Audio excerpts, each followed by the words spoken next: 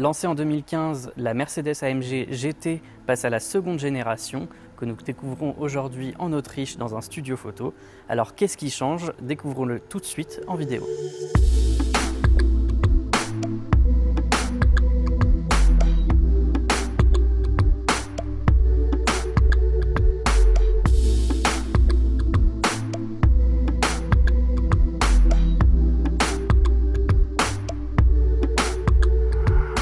À l'avant, l'air de famille avec l'ancienne génération de GT est très marqué. On retrouve à peu près le même style avec une grille de calandre proéminente, façon AMG bien sûr, avec des lamelles verticales et des feux assez volumineux, avec néanmoins une petite nouveauté, une nouvelle signature lumineuse à 3 points que l'on retrouve aussi à l'arrière, je vous le montrerai tout à l'heure. Pour ce qui est de l'avant, donc quelque chose d'assez musclé, même si les dimensions au niveau des voies, etc.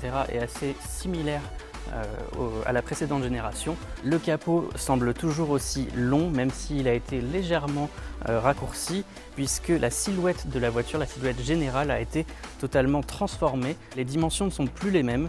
On se retrouve avec une voiture de 4,73 m, soit 18 cm de plus au total, donc 17 cm d'empattement. L'empattement qui est d'ailleurs le même que celui de la SL, puisqu'elle partage la même plateforme.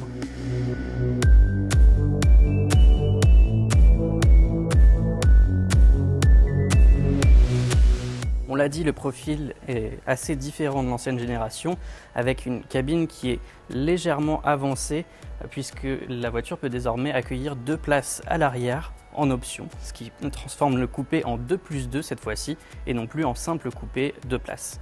On retrouve aussi des poignées affleurantes pour les portes, et de grosses roues qui sont ici en 21 pouces. On l'a dit, la cabine est légèrement avancée pour avoir un peu plus de place au niveau de l'habitacle, ce qui donne une nouvelle perspective à l'arrière, quelque chose de plus tombant malgré des hanches un peu plus musclées, ce qui donne presque l'impression de voir une Porsche 911.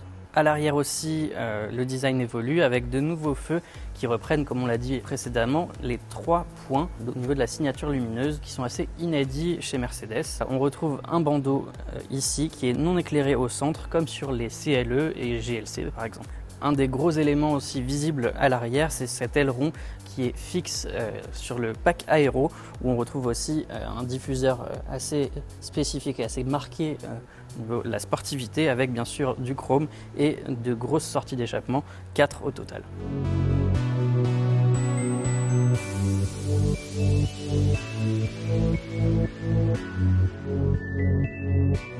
À bord, on retrouve le même agencement que dans le cabriolet SL, qui partage, on l'a dit, la même base technique, avec notamment cet écran central format portrait de 12,8 pouces. On retrouve aussi des compteurs numériques sur une dalle de 12,3 pouces et un gros volant avec quelques touches spécifiques AMG et un logo au bas du méplat. Les inserts peuvent être ici en carbone. On retrouve aussi des sièges performance qui sont de série, tandis que le SL peut avoir des sièges plus confortables. On l'a dit, la AMG GT peut désormais être une 2+2. Néanmoins, n'attendez pas trop au niveau de la place arrière. Ce sont des toutes petites places, des places de secours, et plutôt à réserver aux enfants, puisque même avec mon 1,70 m, je n'arrive pas à me caser au niveau des places arrière, surtout lorsque le siège est avancé pour ma position de conduite. Au niveau de la tête, ça coince un peu et on se retrouve à voyager un peu contorsionné.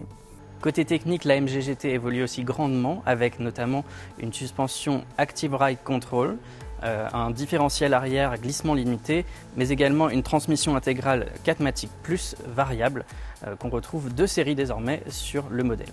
Côté moteur, le V8 4 litres biturbo est conservé avec 476 chevaux pour la version AMG 55 et 585 chevaux pour la version AMG 63. Les tarifs ne sont pas encore connus, mais ils devraient être supérieurs à ceux de la précédente génération. Ils devraient être présentés au mois de septembre pour une commercialisation d'ici la fin de l'année 2023. Je vous donne rendez-vous sur automoto.com pour découvrir plus en détail la gamme et les tarifs. À bientôt.